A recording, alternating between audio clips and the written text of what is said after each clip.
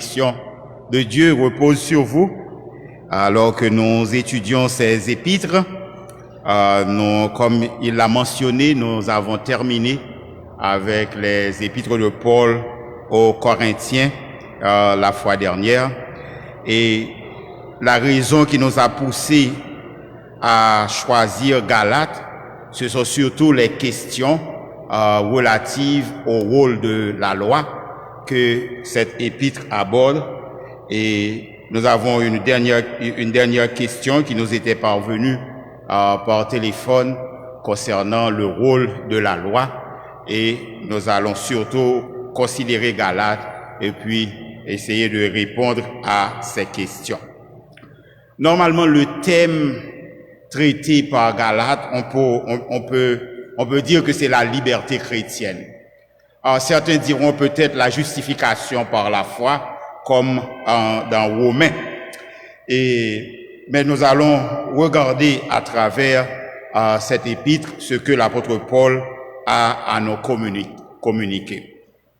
Étant donné que c'est une lettre, c'est une épître, vous vous rappelez que le mot épître vient du latin epistula, et c'est une épître qui signifie lettre.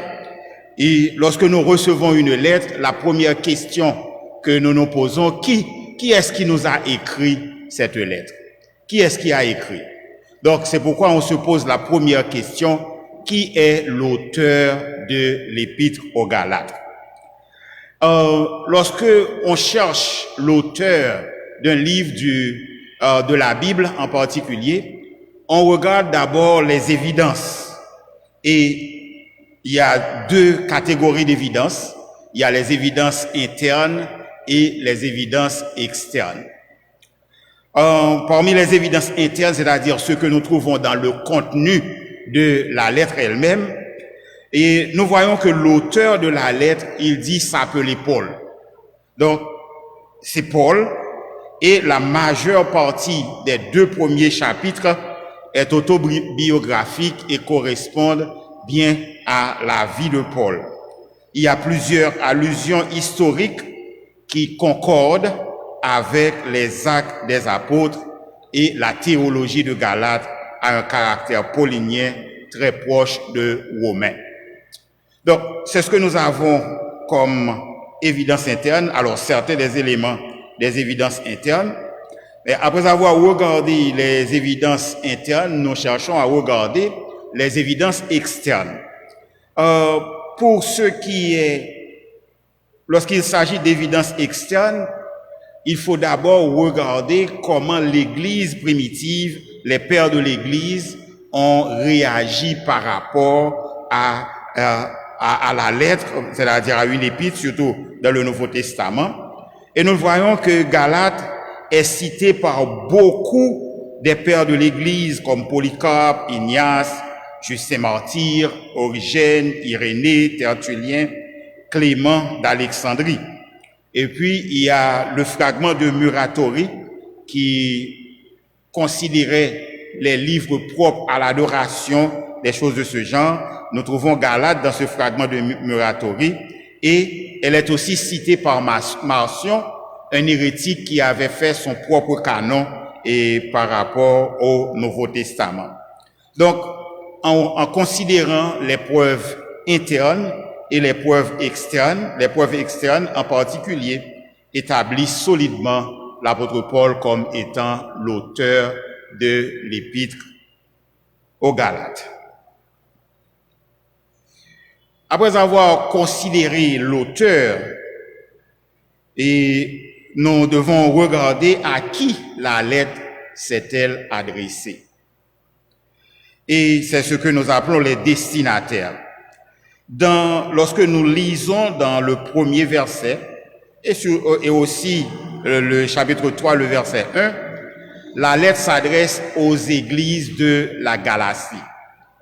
La lettre s'adresse aux églises de la Galatie, et au chapitre 3, le verset 1, où l'apôtre Paul s'adresse aux Galates, où il dit « aux Galates dépourvus de sens ». Donc, nous comprenons que cette lettre a été adressée aux églises de la Galatie et aux Galates. Cependant, nous devons nous poser la question, c'est la question que tout étudiant de Galates se pose, même si on n'a pas une réponse définitive à cette question. De quelle Galatie s'agit-il?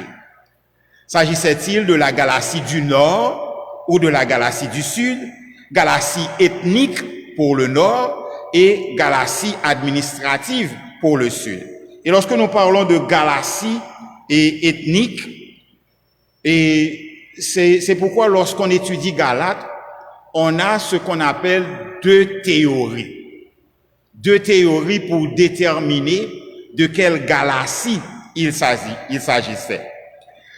Si on parle de la Galatie du Nord, la Galatie du Nord désigne la région habitée par les descendants des Gaulois. Les Gaulois, ce sont les ancêtres des Français. Et dans un tel cas, si on parle de la Galatie du Nord, de la petite Galatie habitée par les ancêtres des Gaulois, les descendants des Gaulois, le terme Galatie est ethnique. Ethnique dans le sens qu'elle désigne la région habitée par les descendants des Gaulois. Alors certains, ici, nous voyons la théorie de la Galatie du Nord, et selon cette théorie, si nous adoptons la théorie de la Galatie du Nord, ça va affecter la date de rédaction de l'épître. La date de rédaction de Galates, selon la théorie de la Galatie du Nord, Galates serait écrite après le concile de Jérusalem. Ce concile, c'est la première conférence théologique de l'Église, et ce concile eut lieu en l'an 49. Donc, et ce serait après le concile de Jérusalem et au cours du deuxième voyage missionnaire. Si vous voulez trouver des éléments sur le concile de Jérusalem, il faut consulter Actes chapitre 15. Actes chapitre 15. Donc, les églises auxquelles Paul se serait adressé seraient fondées au cours du deuxième voyage missionnaire. Cependant, lorsque nous regardons à travers les actes des apôtres qui servent d'arrière-plan aux épîtres du Nouveau Testament, nous n'avons pas une preuve tangible que l'apôtre Paul ait jamais prêché aux Galates du Nord ou qu'il ait, bien qu'on ne peut pas exclure complètement et parce que on ne le sait pas. Cependant, nous savons qu'en l'an 25 avant Jésus-Christ, la Galatie est devenue une province romaine. Donc, abordant la question de la théorie de la Galatie du Sud, et lorsque nous parlons de province romaine, nous sommes déjà dans la Galatie du Sud. La Galatie du Sud.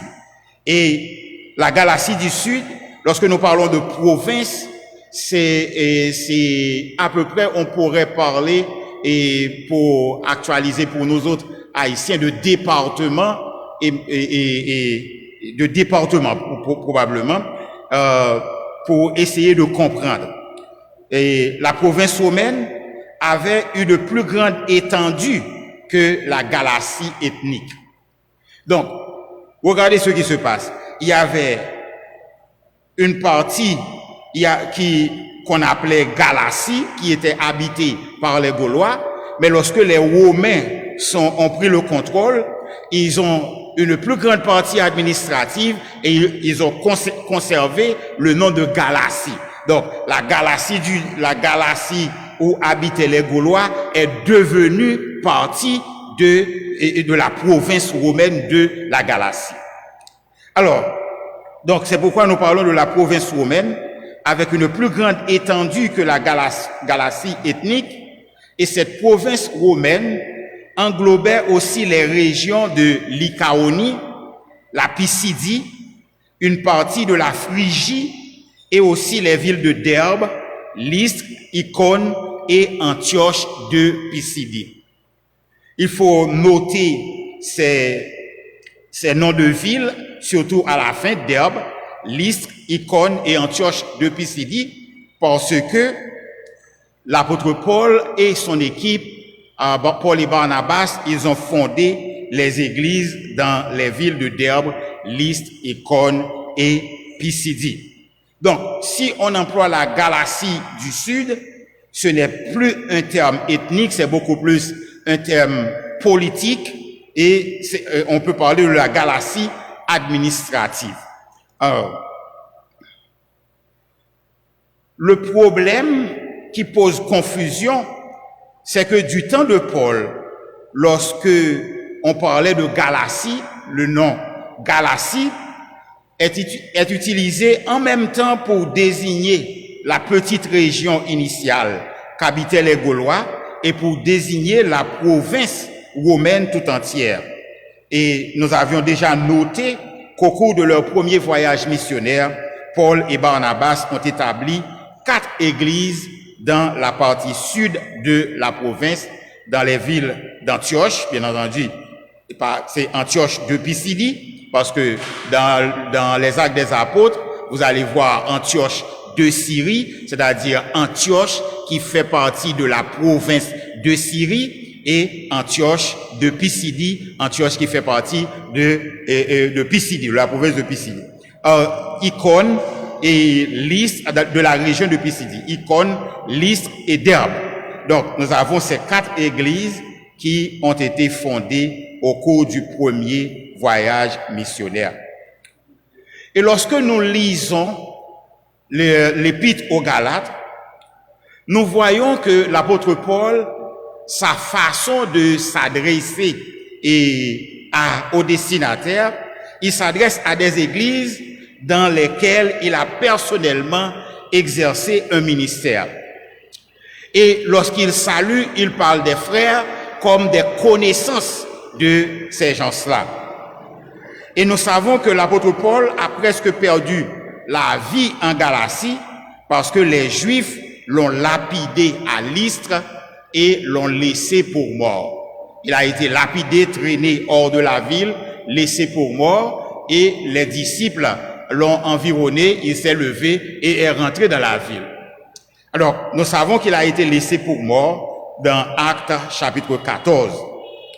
Durant son deuxième voyage missionnaire, l'apôtre Paul a visité les églises de Galatie avec Silas, qui était devenu son compagnon de voyage pour le deuxième voyage missionnaire, et ils avaient une mission spéciale, c'était de recommander aux églises d'observer les décisions des apôtres et des anciens de Jérusalem.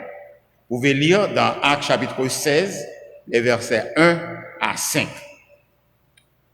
Donc, si nous considérons la Galatie du Sud, et la date de rédaction de l'Épître aux Galates, ce serait entre le premier voyage missionnaire et le concile de Jérusalem, c'est-à-dire environ 48-49. Et cette épître traite de la question cruciale du concile de Jérusalem, qui est le salut et l'observance de la loi dans l'Église. Donc, à bien regarder, si vous me demandez quelle est la théorie que je préfère, bien entendu, vous avez peut-être déjà remarqué, parce que c'est la théorie de la Galatie du Sud, parce qu'il y a beaucoup plus d'arguments en faveur de la Galatie du Sud qu'en faveur de la Galatie du Nord. Cependant, quelle que soit la théorie que vous acceptez, théorie de la Galatie du Nord ou théorie de la Galatie du Sud, cela n'a aucune valeur sur l'inspiration du texte et le message que nous donne l'auteur, excepté que si la question a été déjà débattue dans le concile de Jérusalem, on comprend très mal que l'apôtre Paul n'aurait même pas mentionné que la question a été résolue dans le concile de Jérusalem avant même d'élaborer sur la question. Alors, ici, nous disons que nous préférons la théorie de la Galatie du Sud parce que c'est beaucoup plus défendable que la Galatie du Nord. Alors, ayant dit ceci, nous devons tout de suite souligner que lorsqu'il s'agit d'une lettre ou d'une épître, c'est un document d'occasion. Un document d'occasion. Dans le passé, lorsqu'on venait de la province pour étudier à Port-au-Prince, les parents envoyaient des provisions de façon régulière. Et lorsque les provisions sont rares, on prend le temps d'écrire une petite lettre, on va à la station, on donne au chauffeur pour donner aux parents en province pour dire que il me faut des provisions. Ou peut-être dans le passé, on écrivait à une jeune fille pour exprimer ses sentiments. Donc, il y avait des lettres. Aujourd'hui encore, on fait des lettres, mais les lettres ont toujours une occasion. Et l'occasion de la lettre de Paul aux Galates, c'est que les judaïsants attaquaient le message de Paul sur la justification par la foi. Ils attaquaient le message de Paul sur la justification par la foi. Ils mettaient un accent démesuré sur la circoncision et ils attaquaient l'autorité apostolique de Paul. C'est-à-dire les mêmes personnes qui, et c'est pourquoi je préfère la théorie de la Galatie du Sud, ce qui revient que les mêmes personnes qui avaient attaqué Paul lorsqu'il a prêché à Lystre, ces mêmes personnes attaquaient le message de Paul sur la justification par la foi et ils avaient mis un accent démesuré sur la circoncision, faisant de la circoncision une condition de salut, et ils disaient que Paul est en train de nous donner un message pas trop mal, mais l'apôtre Paul n'est pas un véritable apôtre. Donc, ils attaquaient l'autorité apostolique de Paul. Donc, ce qui a donné l'occasion de la lettre. Maintenant, avant même d'entrer dans le contenu de l'épître, nous voulons regarder le message théologique de l'épître aux Galates. Le message théologique. On a donné à l'épître aux Galates des titres tels que la Magna Carta de la liberté spirituelle, le cri de guerre de la réforme et la déclaration d'indépendance du chrétien. Normalement, Galate est clairement la charte de la liberté spirituelle. Liberté spirituelle accordée par le Saint-Esprit à tous ceux qui ont reçu Jésus-Christ comme Seigneur et Sauveur.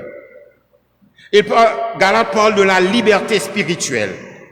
Et pourquoi on parle de Galate comme étant le cri de guerre de la réforme? Il faut regarder ce que Martin Luther lui-même, il a dit concernant Galate. Martin Luther a dit, l'épître aux Galates est mon épître. J'y suis, pourrait-on dire, marié. Elle est ma Catherine. Catherine, c'était la femme de Martin Luther. Donc, c'est par l'étude attentive et soumise de Galates et des Écritures, en particulier de l'Épître aux Galates, que Luther a découvert le plan du salut divin, plan du salut par la grâce opérant dans la foi. Donc, on comprend que l'Épître aux Galates est surtout la question de la question concernant la foi seule et donc prend aussi sa racine dans Galates. Donc Luther a écrit un commentaire sur l'épître aux Galates. Et quel est le message de l'épître? Le message de l'épître adressé aux Galates, c'est le message de la liberté spirituelle du chrétien. Liberté spirituelle du chrétien, message de sa délivrance par Christ de l'esclavage du péché et du légalisme religieux. Message de liberté spirituelle, délivrance par Christ de l'esclavage du péché et du légalisme religieux. C'est ce que nous trouvons comme message dans l'épître aux Galates. En réalité, c'est comme si la question était posée, comment vivre en tant que chrétien? Et à cette question, les judaïsants répondent, il faut vivre par la loi. Et l'apôtre Paul, lui, il répond, il faut vivre par la foi et l'esprit. Il faut vivre par la foi et l'esprit. Et la raison, c'est que la promesse faite à Abraham est en train de se réaliser. La promesse faite à Abraham est en train de se réaliser.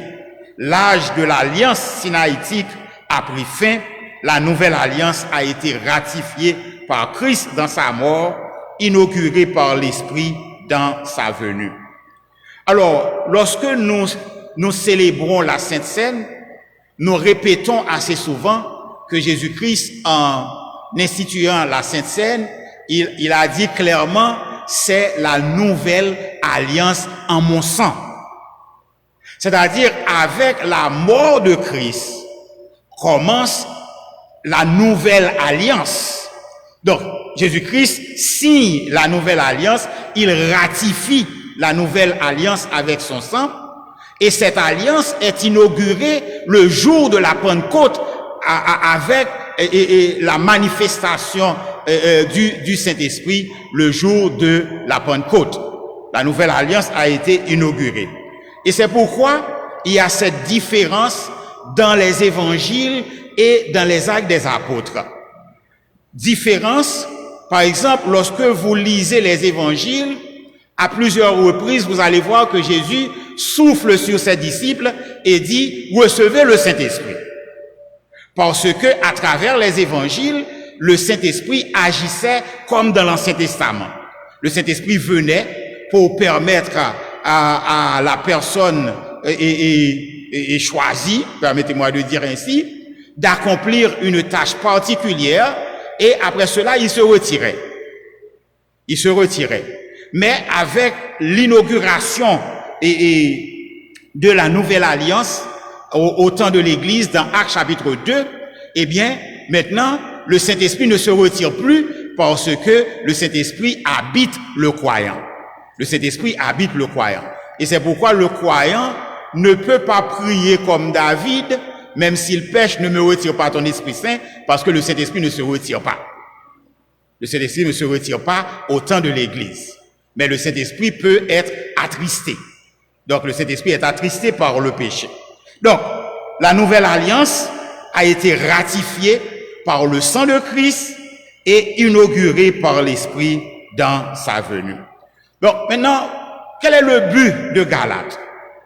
Le but de Galates, c'est de démentir l'évangile perverti des judaïsants.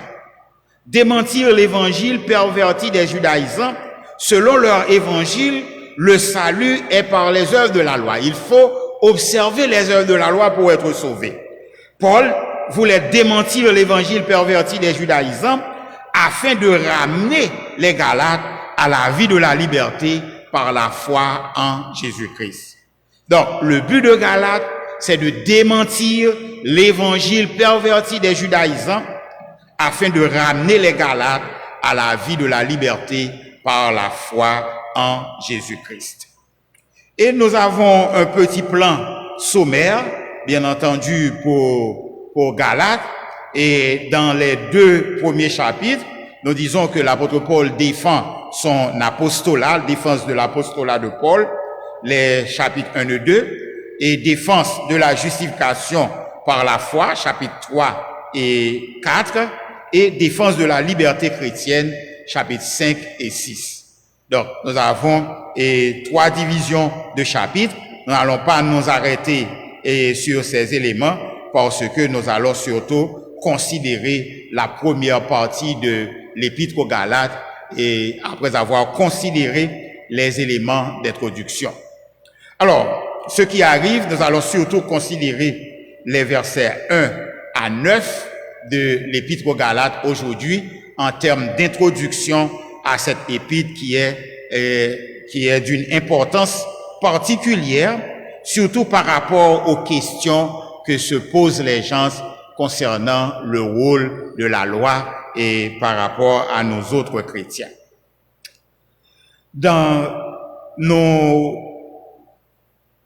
Lisons dans le verset 1 du chapitre 1, Paul, apôtre, non de la part des hommes, ni par un homme, mais par Jésus-Christ et Dieu le Père qui l'a ressuscité des morts. Normalement, une façon de nier la véracité d'un message, c'est de nier l'autorité de celui qui apporte le message. Il semble que des judaïsants avaient convaincu certains des membres des églises de la Galatie que Paul s'était autoproclamé apôtre et qu'il n'avait aucun mandat divin. Alors on comprend, lorsqu'on regarde les actes des apôtres, lorsqu'on voulait remplacer Judas, et il y avait cette question, c'est une personne qui était avec Jésus dès le commencement, depuis son baptême jusqu'à sa mort, et nous savons que l'apôtre Paul s'est converti bien plus tard, après la mort de Christ. D'ailleurs, il le dit clairement, nous le trouvons dans Actes chapitre 9, il était un persécuteur des chrétiens. En réalité, il était en route pour Damas pour persécuter les chrétiens lorsqu'il a rencontré le Dieu des chrétiens et s'est converti dans la poussière.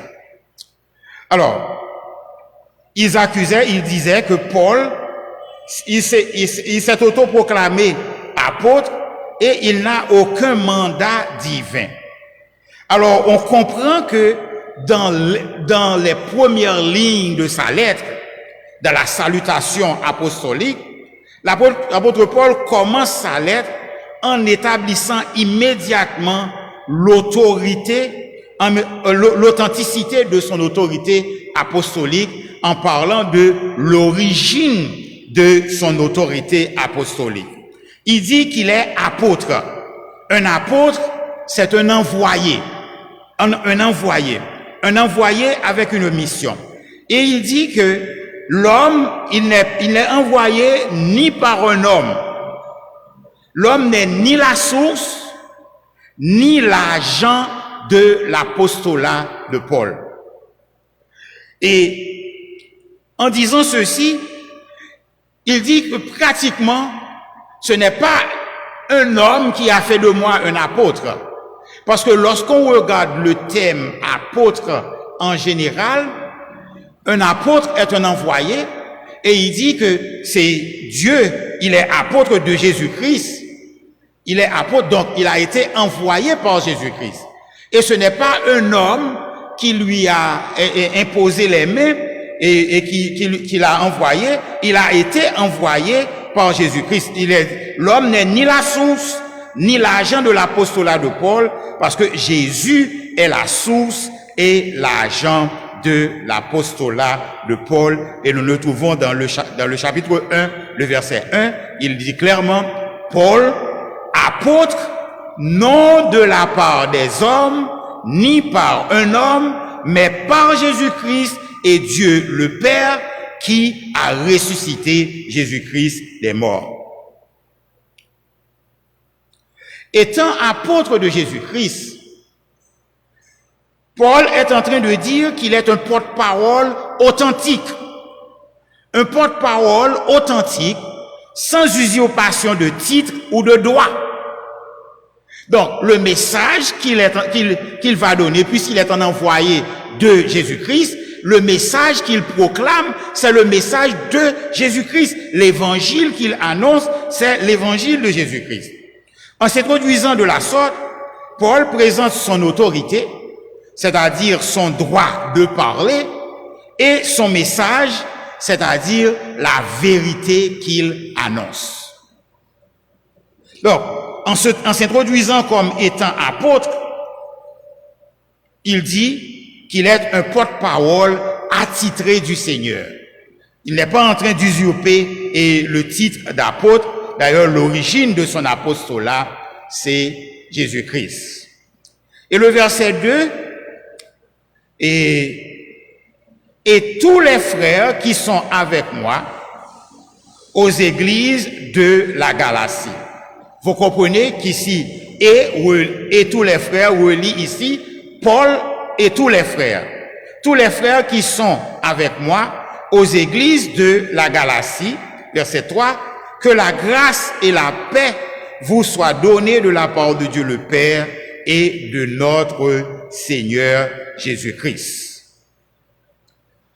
En lisant ces deux versets, nous comprenons que Paul écrivait en tant que fondateur des églises de la Galatie, églises auxquelles il s'adressait. Et il s'adressait à ces églises non pas comme un étranger. D'ailleurs, lorsqu'il parle des frères, il parle des frères comme des gens que les chrétiens de Galatie connaissaient déjà. Il n'a pas cité un frère en particulier. Il dit, pratiquement, c'est toute l'équipe que vous connaissez. C'est qui s'associe à moi pour vous écrire. Donc, ce n'est pas quelque chose pour rehausser mon ego, mais c'est toute l'équipe qui est d'accord, qui s'associe à cette lettre, à ce message que je suis en train de vous communiquer. Et son vœu apostolique, qui est en réalité la salutation proprement dite, grâce et paix de la part de Dieu et de notre Seigneur Jésus-Christ. Les Galates avaient besoin de grâce et de paix car ils étaient troublés. Ils étaient troublés parce que lorsque quelqu'un vous dit attention, vous ne pouvez pas savoir si vous êtes sauvé parce que vous ne savez pas si vous n'allez pas commettre un acte avant de mourir qui vous ravirait le salut. Je vous dis carrément que vous serez troublés toute votre vie. Parce que personne ne peut être convaincu ou bien ne peut se rassurer qu'il va toujours bien faire et qu'il va bien faire avant de mourir. Donc, ici, ils avaient besoin de grâce. Parce que les judaïsants leur faisaient croire qu'ils pouvaient obéir à la loi pour être sauvés. Ils avaient besoin de paix parce qu'ils étaient troublés dans leur être intérieur. Les chrétiens de Galatie ont reçu de Paul le véritable évangile de la grâce. Et ils ont cru dans cet évangile jusqu'à ce que de faux docteurs fassent leur apparition après le départ de l'équipe. Et ces faux docteurs n'attaquent pas seulement la validité du message, ils attaquent également la personne du messager. Donc, ils ne laissaient aucune chance à l'apôtre Paul, ils attaquaient de plein fouet et son message et sa personnalité, et ils l'ont même accusé d'usurpation de titre. Mais l'apôtre Paul continue, moi Paul et les frères qui sont avec moi, nous vous écrivons pour vous donner le message, pour vous peut-être rappeler le message que Jésus-Christ s'est donné lui-même, verset 4, qui s'est donné lui-même pour nos péchés. Il s'est donné lui-même pour nos péchés afin de nous arracher du présent siècle mauvais selon la volonté de notre Dieu et Père, à qui soit la gloire au siècle des siècles. Amen. Versets 4 et 5. Jésus-Christ s'est donné lui-même et dans cette partie, déjà dans ces mots de salutation, l'apôtre Paul établit son autorité apostolique. Il va bien sûr y revenir. Il établit son autorité apostolique contre ceux qui la niaient ou la rabaissaient. Mais il introduit aussi la doctrine de la rédemption du pécheur parfaitement accomplie par Jésus-Christ et reçue par la foi sans aucun mérite personnel. Parce que ce qui arrive, c'est vrai que le salut est personnel. Le salut est personnel dans le sens que chaque personne doit recevoir Jésus-Christ de façon personnelle. Le père ne peut pas recevoir Jésus-Christ pour son fils, la mère ne peut pas recevoir Jésus-Christ pour sa fille. Le salut est personnel. Mais on n'obtient pas le salut par des efforts personnels. Parce que les efforts personnels pour éliminer le péché, c'est impossible. Parce que dans Romains chapitre 3, le verset 23, l'apôtre Paul dit que tous ont péché et sont privés de la gloire de Dieu. Donc, mais nous recevons et ce salut par la foi on place cette foi en la promesse de Dieu de pardonner les péchés par l'œuvre de Jésus-Christ. Et c'est pourquoi l'apôtre Paul avait dit aux Corinthiens, je sais que le message de la croix ne fait aucun sens selon la logique humaine.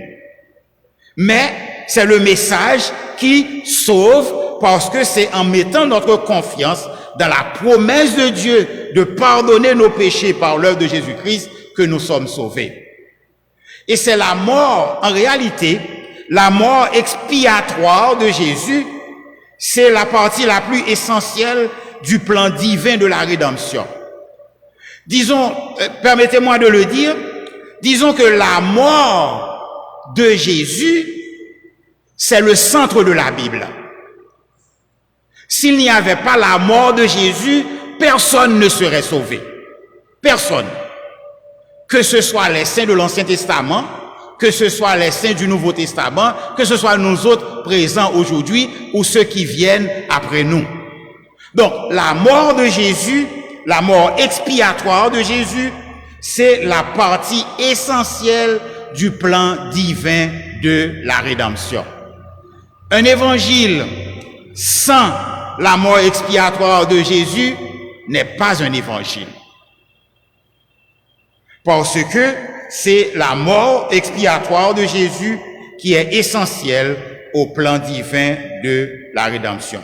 L'objet de la rédemption, ce sont ceux qui croient en Christ. Alors l'objet de la rédemption de ceux qui croient en Christ, c'est de nous arracher du présent siècle mauvais. Alors, la mort de Christ a été une opération de sauvetage et non une opération d'asservissement. Alors, pourquoi nous disons cela? Lorsque Jésus-Christ nous sauve, Jésus-Christ ne nous sauve pas pour nous asservir à un ensemble de règles et si vous faites ceci, si vous faites cela, si vous ne faites pas ceci, si vous ne faites pas cela, vous ne serez pas sauvés. Alors, on ne fait rien pour être sauvé. On croit pour être sauvé. Ok? C'est la foi qui nous sauve. Ok? Et la source de l'évangile du salut de Jésus-Christ se trouve dans la volonté souveraine, bienveillante, compatissante et miséricorde de notre Dieu et Père. C'est Dieu lui-même qui l'a voulu. Et d'ailleurs, lorsque Jésus-Christ faisait face à la croix, à un certain moment dans le jardin, il a dit, Père, si c'est ta volonté d'éloigner cette coupe de moi, mais toutefois que ta volonté soit faite, pas la mienne. Donc, c'était la volonté de Dieu, c'est la volonté du Père que le Fils opère, permettez-moi de dire, cette opération de sauvetage. Donc, Jésus-Christ nous a sauvés, non pour nous asservir, mais pour nous libérer.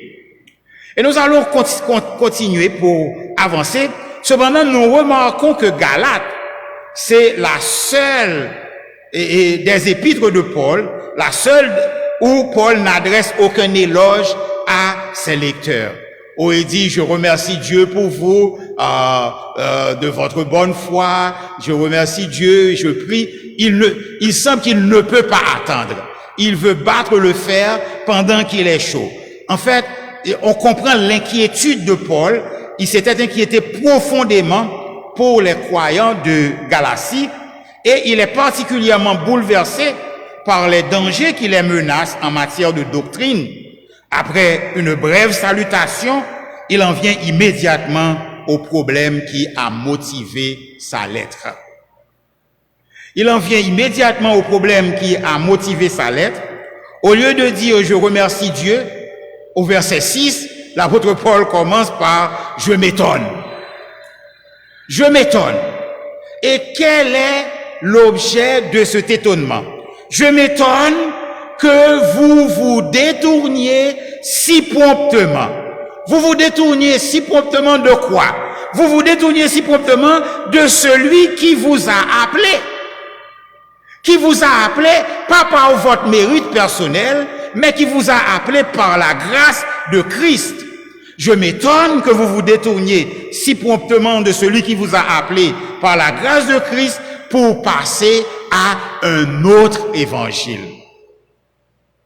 Pour passer à un autre évangile. Alors on comprend comme dans l'épître aux Hébreux que certains des Juifs qui s'étaient convertis au christianisme étaient retournés dans le judaïsme et essayaient d'attirer d'autres chrétiens à eux. Et l'apôtre Paul dit, je m'étonne. Alors, je m'étonne, et le grec, c'est tomazo. Et ce verbe exprime non seulement l'étonnement, mais aussi la désapprobation. Je m'étonne que vous vous détourniez si promptement de celui qui vous a appelé. Et regardez ce qui se passe. C'est que les Galates pensaient se détourner de Paul et du message de Paul. Parce que ceux qui les troublaient leur disaient que Paul est un apôtre de seconde main, où Paul a usurpé le titre d'apôtre, il s'est autoproclamé apôtre, il n'est pas un véritable apôtre, donc ne suivez pas son message. Mais regardez ce qui se passe ici. L'apôtre Paul dit, je m'étonne. Vous croyez vous détourner de moi, alors que vous êtes en train de vous détourner de celui qui vous a appelé par grâce. Il ne vous a pas appelé par vos mérites personnels, mais c'est par grâce qu'il vous a appelé.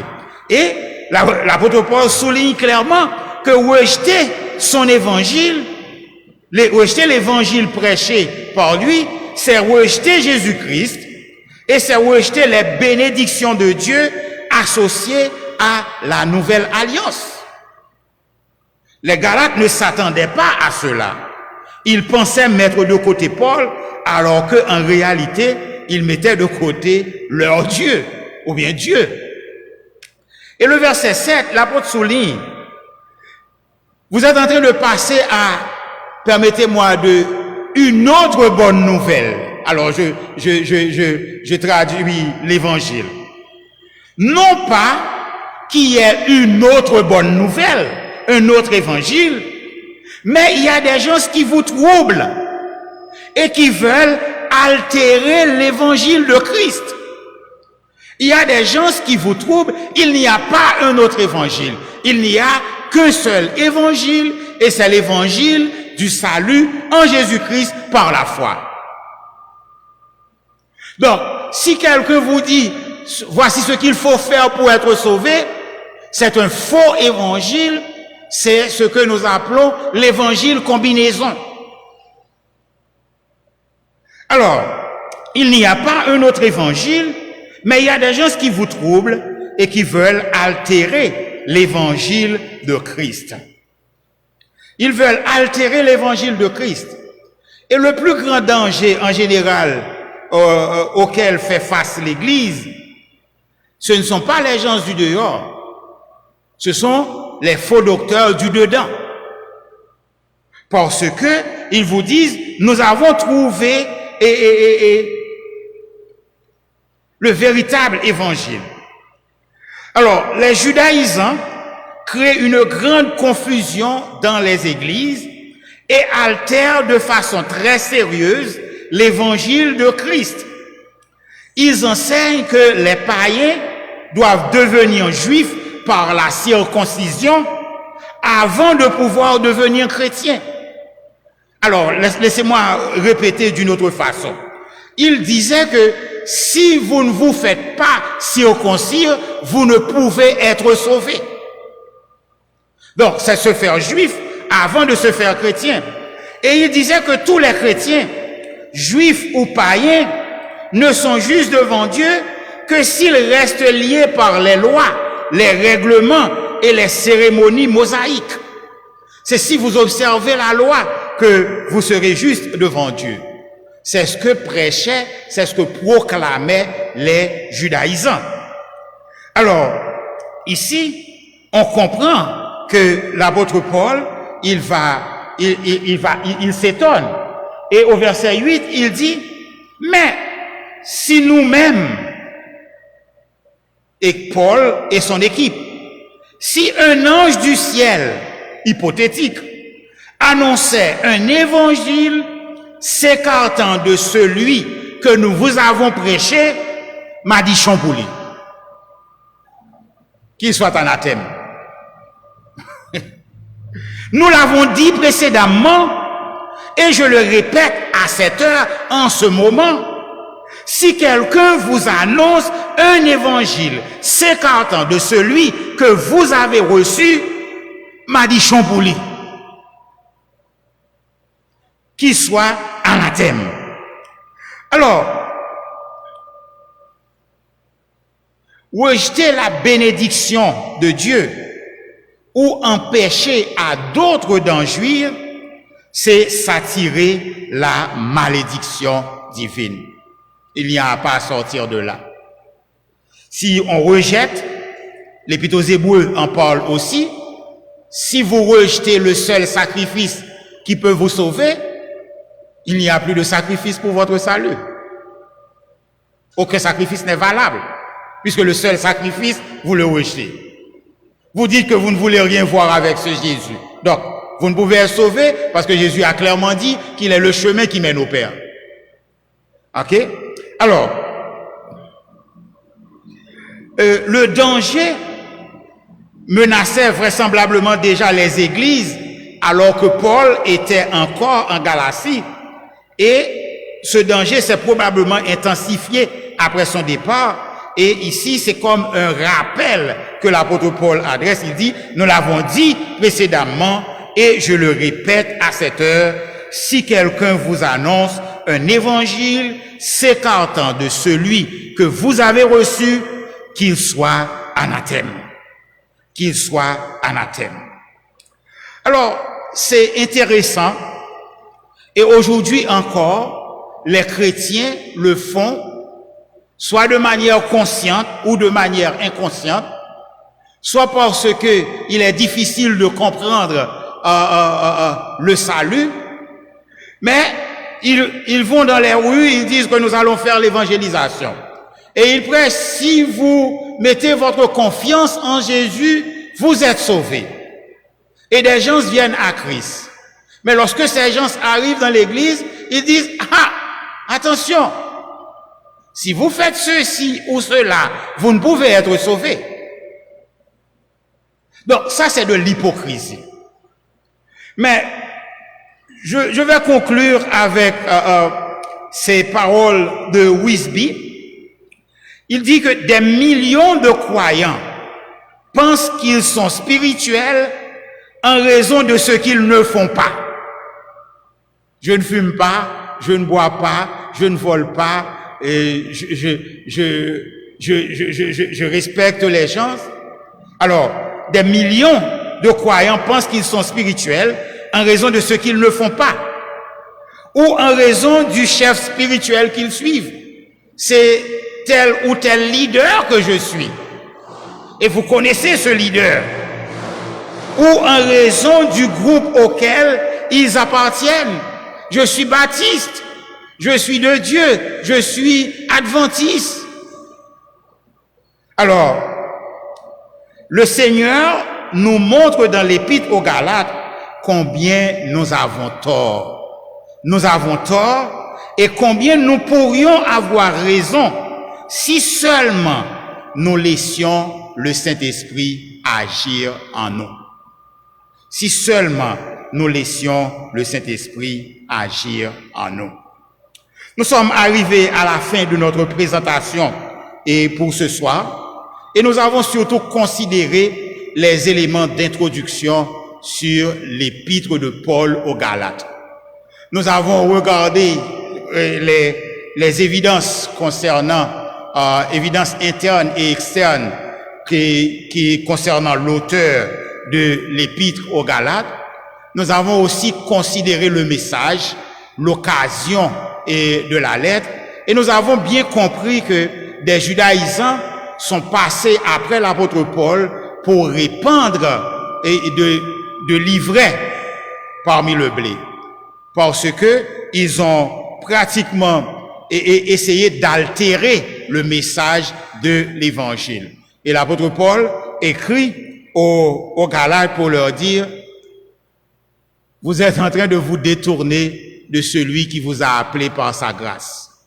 Alors, nous ne pouvons en aucun cas nous sauver nous-mêmes. Nous avons le salut seulement à travers Jésus-Christ. Donc, ce n'est pas ce que nous faisons ou ne faisons pas qui peut nous sauver, c'est ce que nous croyons, et c'est pourquoi l'apôtre Paul, nous allons pouvoir développer ce thème de la justification par la foi seule avec l'apôtre Paul à travers l'épître aux Galates. Aujourd'hui, nous voulions surtout faire l'introduction de cette épître. Merci et d'avoir écouté.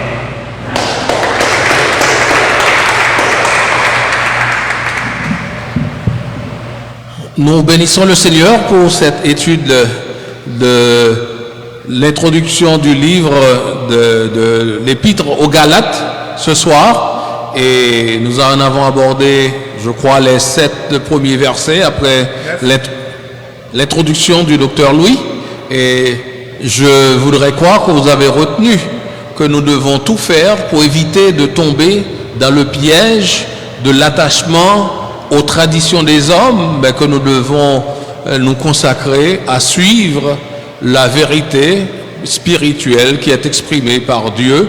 Et vous le savez, le plus grand reproche que notre Seigneur est adressé aux pharisiens qui s'estimaient et qui s'autoproclamaient les hommes les plus purs et les plus proches de Dieu, ceux qui étaient les plus grands connaisseurs en matière de doctrine divine, il leur disait toujours: vous devez faire attention à ce que vous n'attachiez plus d'importance aux traditions de vos pères, et si vous continuez dans cette attitude, vous n'entrerez pas dans le royaume des cieux.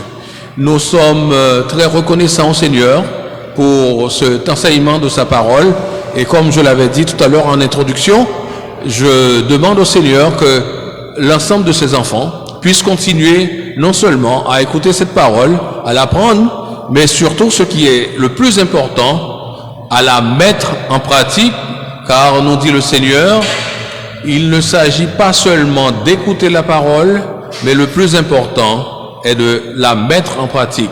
Nous allons ouvrir l'espace questions-réponses ce soir, et je voudrais saluer l'ensemble de nos frères et sœurs que je vois en nombre, je dirais pour la saison, une époque de pandémie qui sème la peur et la terreur, un nombre très imposant dans l'Assemblée. Nous allons passer le microphone tout à l'heure à ceux-là qui veulent intervenir pour poser des questions au docteur Jacques Louis, et je leur demanderai de commencer à se ranger à ma droite pour venir s'approcher du microphone et poser la question au docteur Jacques Louis. Je voudrais aussi rappeler à nos auditeurs qu'ils pourront intervenir à travers WhatsApp au numéro suivant, plus 509 37 10 74 74, et Radio Sentinelle, plus 509 28 13 54 45, plus 509 28 13 54 46, et je crois qu'il existe un deuxième numéro de WhatsApp, c'est le plus 509 34 46 71 44. Nous avons un frère qui est déjà assis à ma droite, je vais l'inviter à venir au microphone et il pourra se présenter à nos auditeurs et à nos frères et sœurs en présentiel dans le sanctuaire. Bonsoir. Je suis Rémi Jacques de l'ECEH. Pasteur, j'ai beaucoup appris à travers cette étude, mais ma préoccupation, c'est à travers les deux théories qui se trouvent à travers la théorie de galaxie.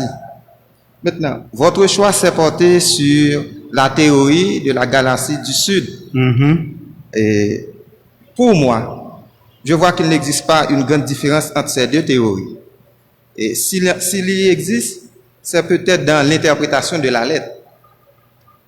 Non. Alors, c'est surtout pour déterminer la date de rédaction. OK. Et ensuite, je vois qu'il y a un écart à peu près d'une demi-siècle entre ces deux théories. Oh, non. C'est 1750 et vers la fin, et ensuite 1860. Non, pour cette... vous parlez de la façon dont les théories sont venues. Exactement. OK. Et la théorie de la galaxie du Nord se voit comme étant Paul un homme fort. Et ensuite, la théorie de la galaxie du Sud est, pour moi, Paul est très complaisant à travers de la théorie de la galaxie du Sud. Vous voyez? Et ensuite, je vois qu'il y a une sorte de silence à travers de la théorie de la galaxie du Sud. Mais pourquoi ce silence? Non, une sorte de silence à travers de la théorie de la galaxie du Nord. Pourquoi ce silence? Alors, et c'est intéressant, c'est pourquoi nous parlons de théorie. Bon, c'est une théorie. Alors, la raison, vous avez parlé de complaisance. Je ne vois pas de complaisance avec Paul qui introduit sa lettre sans même dire « Je rends grâce à Dieu pour vous », des choses de ce genre. Il commence directement avec « Je m'étonne ». Je m'étonne, c'est-à-dire quelle que soit la personne à qui, alors le groupe à qui la lettre est adressée, ou bien quelle que soit la théorie adoptée, ce qui va se passer, ça va surtout influencer la date de rédaction de la lettre, mais pas le message de la lettre. Le message, alors étant donné que ça fait partie des éléments d'introduction, je ne voulais pas tout simplement passer à pieds joints, mais j'adopte la théorie de la galaxie du Sud parce qu'il y a beaucoup d'éléments qui concordent avec ce que nous voyons dans les Actes des Apôtres, le récit des Actes des Apôtres. Nous savons clairement que Paul et Barnabas, ils ont fondé les églises de Lys, d'Icône et ces villes-là qui sont dans la galaxie du Sud, mais qui ne font pas partie de ce que nous appelons la galaxie du Nord. Et nous ne voyons pas dans les Actes des Apôtres, quand Paul a fondé une église dans la galaxie du Nord, nous ne disons pas qu'il ne l'a pas fait, mais au moins Actes des Apôtres ne l'a pas rapporté. Donc, par rapport, et nous savons aussi que l'apôtre Paul va parler un peu plus tard aux Galates pour dire qu'il a annoncé l'évangile dans des conditions difficiles, et nous savons qu'il a été lapidé à Lystre. Donc, il était pratiquement laissé pour mort. Donc, il y a certains éléments qui concordent, et puis il y a la conférence, le concile de Jérusalem aussi, qui a eu lieu, et que l'apôtre Paul et Silas, ils avaient comme mission de renforcer le message du concile de Jérusalem dans les églises, et ils ne mentionnent pas ce message dans Galates. On comprend très mal qu'il avait cette mission avec Silas pour diffuser ce message, et qu'il ne l'aurait pas fait dans Galates, alors que c'est le même problème qui est posé. Donc c'est pourquoi je préfère la théorie de la galaxie du Sud, mais je ne vais pas mourir pour cette théorie, bien entendu. Est-ce que c'est pour ces raisons-là que la théorie de la galaxie du Nord est beaucoup plus conservatrice que celle du Sud? La théorie de la galaxie du Nord, je ne peux pas parler de conservatrice. Ce qui arrive, c'est que cette théorie a été adoptée avant la théorie de la galaxie du Sud. mais avec les évidences qui ont fait surface, aujourd'hui, au contraire, les commentateurs et conservateurs préfèrent la galaxie du Sud. Donc, je dirais même que la galaxie du Sud cette théorie serait beaucoup plus conservatrice que celle du Nord, même si celle du Nord est plus ancienne et plus traditionnelle. D'accord. Et il y avait, je ne sais pas s'il y a une question qui arrive, mais il y avait une question d'un auditeur qui m'a été envoyé par Maître Févry, et c'est Deborah Stratman-Walney, et il dit bonsoir, question moins pour docteur, c'est pour qui ça chrétien yo utilise le Nouveau Testament plus, et presque pas qu'on a rien dans la loi Ancien Testament, pendant que Christ lui-même était fait sous la loi. Ça, c'est question, ça. Donc, alors, question, moins, plus ou moins, passé sous lit, déjà, dans le sens que,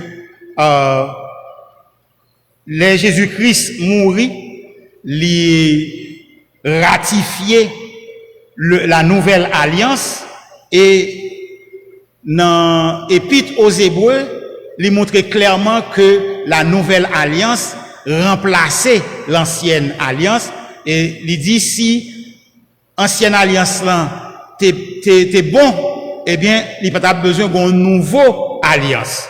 Et puis étant donné que nous sommes chrétiens de la nouvelle alliance, donc c'est raison qui fait que nous connaissons plus sur le Nouveau Testament, parce que il est même beaucoup plus concerné nous, mais nous avons besoin qu'on ait Ancien Testament pour nous capable bien interpréter Nouveau Testament, et excepté que, oui c'est vrai, Jésus-Christ est fait sous la loi, mais les Jésus-Christ mourit, il accomplit la loi, et dans Actes des Apôtres chapitre 2, nous gagnons une nouvelle dispensation qui commençait, qui c'est dispensation la grâce. Donc, c'est un bagage qui est normal que chrétiens yo beaucoup plus puisé dans le Nouveau Testament, même si le Nouveau Testament, c'est qu'un coup prédication de l'Ancien Testament. Donc, c'est comme ça que je répondre question ça.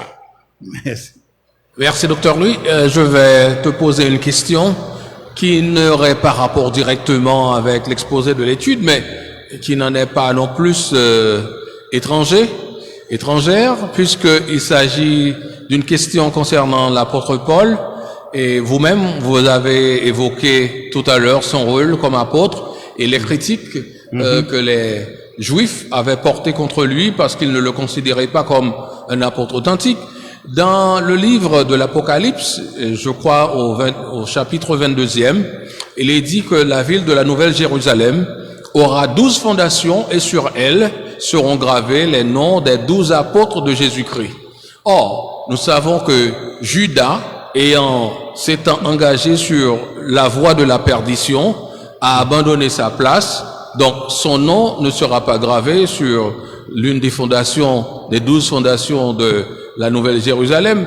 Alors, lequel des apôtres de notre cher apôtre Paul ou de Matthias élu par les pierres, disons les 11, sera gravé sur cette fondation de la ville de la Nouvelle Jérusalem de Dieu? Ok, d'accord. Merci. C'est une question à laquelle, pour être honnête, je dois répondre, je ne sais pas. Je ne connais pas la réponse, bien entendu, parce que ce qui arrive, c'est que même après la mort de Judas, les apôtres continuaient à parler des 12. Et nous savons qu'il a été aussi remplacé. Nous ne savons pas si c'est le nom de son remplaçant qui va être mis sur la 12e porte. En réalité, la réponse à la question, je ne sais pas.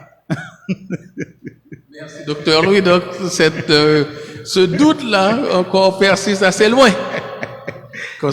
D'accord, mais normalement, ce n'est pas essentiel au salut. D'accord. Nous allons continuer avec notre espace questions-réponses et j'invite les frères et sœurs présents physiquement dans l'Assemblée à venir poser les questions au sujet de l'introduction à l'épître de Paul aux Galates et les 7 versets considérés ce soir au docteur Louis concernant le déroulé de l'étude. Je vois que nos frères et sœurs sont bien retranchés dans leur siège. Probablement, ils ont été superbement bien édifiés, qu'ils n'ont pas d'autres questions. Si tel est le cas, nous allons rappeler à nos auditeurs qu'ils pourront ce soir, à 21h ou 9h du soir, réécouter l'étude que notre docteur Jacques Louis vient de faire ce soir sur les ondes de Radio Sentinelle 93.9 FM stéréo. Donc, rediffusion de l'étude de ce soir sur les ondes de Radio Sentinelle 93.9 FM stéréo à 9h du soir. Nous voyons notre frère, le docteur Osner Févry, qui est debout. Probablement a-t-il une dernière communication à nous faire ou quelque annonce spéciale à l'intention de nos auditeurs et des membres de notre assistance. C'est plutôt une question de Milord Michelet, juste avant les annonces. Et il dit, pasteur, quelle devrait être notre attitude comme chrétiens face à l'ancienne alliance? Bon, c'est la question qu'il a posée. Quelle devrait être notre attitude comme chrétiens face à l'ancienne alliance? D'accord. Il dit qu'il est un chrétien évangélique, Milord Michelet. D'accord. Nous allons arriver à cette réponse, bien entendu, un peu plus tard dans l'Épître aux Galates, mais je vais quand même donner un élément de réponse, et surtout me servant de Galates. L'apôtre Paul va dire clairement que le rôle de la loi, c'était pour nous conduire à Christ. Donc, comme un pédagogue. Alors, nous allons voir comme un tuteur, si vous préférez ce mot. Et ce tuteur, le fait que lorsque nous devenons chrétiens et que nous devenons fils, donc nous avons atteint l'âge mature, le tuteur n'est plus nécessaire parce que le rôle du tuteur est arrivé, parce que lorsque nous avons atteint la majorité spirituelle, donc nous n'avons plus besoin de tuteur. Donc pour l'ancienne alliance, c'est pratiquement, nous parlons du rôle de la loi, et l'ancienne alliance a fait son temps, et aujourd'hui nous bénéficions des bienfaits de la nouvelle alliance. Donc nous devons autant que possible jouir de la nouvelle alliance. Et il faut aussi lire l'Épître aux Hébreux qui dit que la nouvelle alliance remplace l'ancienne alliance. C'est ma réponse à la question.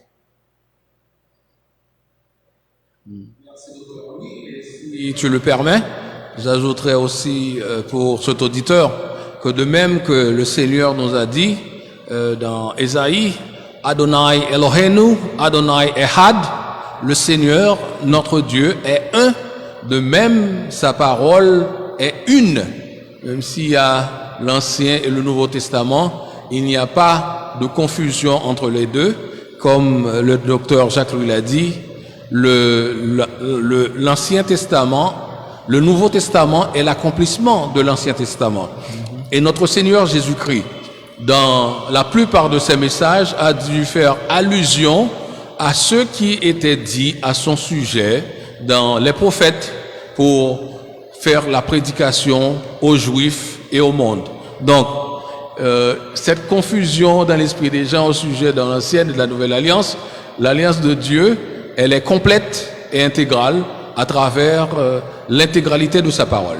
Et maintenant, je pense que s'il n'y a plus de questions de la part de nos frères et sœurs, je vais céder le microphone de nouveau à notre frère Févry pour les dernières annonces et ses derniers propos.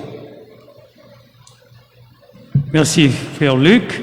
Comme Luc Espécal a dit, cette conférence sera reprise ce soir à 9h sur Sentinelle. Mais il y a eu des gens qui ont appelé et qui estimaient que c'était la conférence apologétique cet après-midi. Heureusement que la confusion a été levée. Docteur Louis était averti, il avait lu la vie de l'Église dans les bulletins, et le docteur Leslie Jules, lui aussi, savait que c'était le dernier mardi du mois. Alors nous précisons à nouveau, pour les membres de notre Église et ceux qui nous écoutent sur Radio Sentinelle et qui regardent sur Facebook, que chaque mardi, il y a une étude biblique ici à l'Église. Mais chaque dernier mardi, c'est une conférence apologétique. Aujourd'hui, c'est l'avant-dernier mardi, mais c'est pas le dernier mardi. Donc, que ce soit un 4e mardi comme dernier mardi, que ce soit un 5e mardi, c'est le dernier mardi qu'il faut choisir pour la conférence. Donc, mardi prochain, nous aurons le docteur Leslie Jules avec nous. Ce sera le 29 juin. Et ce 29 juin, le docteur Jules va traiter le sujet: est-ce que la Bible, c'est un plagiat des écrits de la Mésopotamie? Parce qu'il y a certains qui estiment, à partir de leurs recherches et à partir de ce qu'ils ont découvert dans les vieux ouvrages, dans les vieilles librairies, que la Bible est un repère de manuscrits, de documents qui étaient préalablement préparés par les Mésopotamiens. Et que donc la Bible est un ensemble de récits de plagiat des Mésopotamiens. Docteur Leslie Jules vous invite à être présent mardi à la dernière conférence de ce mois, qui est le dernier mardi du mois, le 29 juin à 5 heures. Et je vous invite, vous autres qui êtes là, à être présents pour tenter de trouver les réponses à vos questionnements.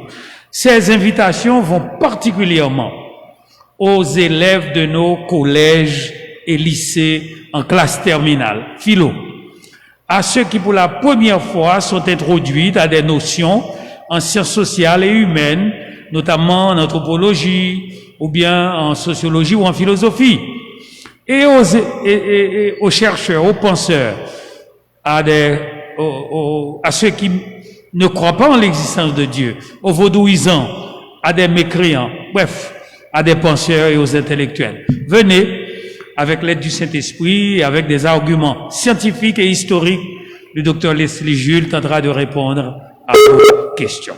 Et finalement, nous avons appris aussi pendant cette semaine encore une mauvaise nouvelle, c'est la mort du notaire Koch, le père de notre prédicateur maître Edwin Koch, et le père de maître Wendell Koch, dont le fils unique, Ted, Olivier Koch,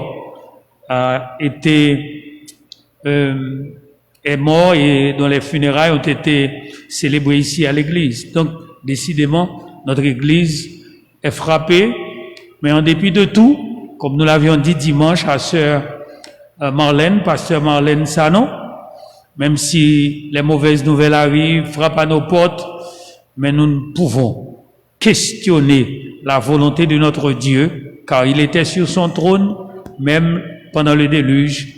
Donc il voit nos cœurs. Et nous devons prier aussi pour les réfugiés de Martissant, les réfugiés de Fontamara. Ils sont plus de 100 000 maintenant entre Carrefour et le centre-ville. Et ce matin, j'ai parlé au pasteur Royer de Radio Lumière.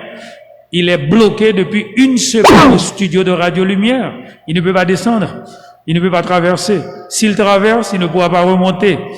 Donc, prions pour ceux qui ont des ministères comme les gens de Radio Lumière, comme pasteur Napoléon, pasteur Napo, de l'église Bellevue-Salem, et des gens comme pasteur Royer et d'autres employés, Sony, Lamar par exemple, qui sont impliqués dans leur ministère à Radio Lumière et qui ne peuvent pas se déplacer comme il le fallait pour leur ministère. Priez pour ceux qui sont en deuil dans l'église. Et ce soir encore, comme vous l'avez dit, comme Luc vous l'a dit, vous allez entendre à nouveau cette conférence. Et il n'est pas trop tard de poser vos questions. Chaque mardi, le docteur Louis est ici. Vous pouvez toujours venir en personne, in personam, lui poser vos questions. Merci. Bon après-midi, bonne soirée. Merci, docteur Févry. Je voudrais souligner que nous nous sommes grandement réjouis de votre présence un nombre imposant ce soir à notre étude et nous espérons que le Seigneur aura béni vos cœurs et vos âmes en conséquence. Nous allons vous demander de vous mettre debout pour clore avec la première strophe d'un chant que j'ai appris à découvrir avec notre sœur Jacqueline Banks, ici à l'église, et dont je ne peux m'empêcher jour et nuit d'en chanter les paroles, d'en fredonner les paroles. Et ce soir, je ne résisterai pas à la tentation d'en entonner la première strophe. Et laissez-moi vous dire les paroles de la première strophe. Près de Jésus, je trouve un sûr asile, même si mon ciel est parfois menaçant. Il me rassure, en lui je suis tranquille, dans ma faiblesse agit son bras puissant. Près de Jésus, nulle frayeur, la joie est indicible. Près de Jésus, je suis vainqueur, l'âme heureuse et tranquille. Près de Jésus, je trouve un sûr asile, même si parfois mon ciel est menaçant. Il me rassure, mais je suis tranquille, dans ma faiblesse agit son bras puissant. Il me rassure, mais je suis tranquille, dans ma faiblesse agit son bras puissant. Près de Jésus, nulle frayeur, ma joie est indicible. Près de Jésus, je suis vainqueur, l'âme heureuse est paisible. Prions le Seigneur. Seigneur, nous avons été très contents ce soir d'être encore abreuvés à la source intarissable de la joie de ta parole. Merci pour l'enseignement que a pu prodiguer ce soir notre pasteur, le berger de ton église, le docteur Jacques Louis. Merci pour tes enfants que tu as conduits ici en grand nombre pour se délecter de cette parole et écouter l'enseignement qui a été donné ce soir. Nous te demandons de faire en sorte qu'ils puissent garder cette parole dans leur cœur et plus que de l'écouter souvent, donne-leur de la remémorer afin que dans leur vie pratique et quotidienne, ils puissent l'appliquer à l'ensemble de leurs actes afin de se conformer tous les jours à l'obéissance que tu réclames de notre part pour que nous marchions de gloire en gloire et de victoire en victoire. Nous te demandons d'accompagner de chacun d'entre eux pendant qu'ils vont regagner leur demeure respective, que ton Saint-Esprit les accompagne et leur donne la sécurité nécessaire dans les conditions qui sont celles de notre pays, afin que, confiants, ils rentrent chez eux et qu'ils jouissent, Seigneur Dieu, des bienfaits de ta parole et de l'existence. Nous te demandons, ô Dieu, de répandre tes bénédictions sur l'ensemble de tes enfants, tous les membres de cette Église, tous nos frères et sœurs qui nous écoutent par la voix des ondes ou qui nous suivent à travers les plateformes intelligentes. Donne-leur de s'attacher à ta parole et d'y puiser les ressources nécessaires dont ils ont besoin pour mener le combat de la foi et celui de l'existence humaine. Nous te prions et réclamons toutes ces grâces par Jésus-Christ, ton Fils bien-aimé, qui vit et règne avec toi pour les siècles des siècles. Amen. Allez dans la paix du Seigneur, que la joie du Seigneur soit dans vos cœurs.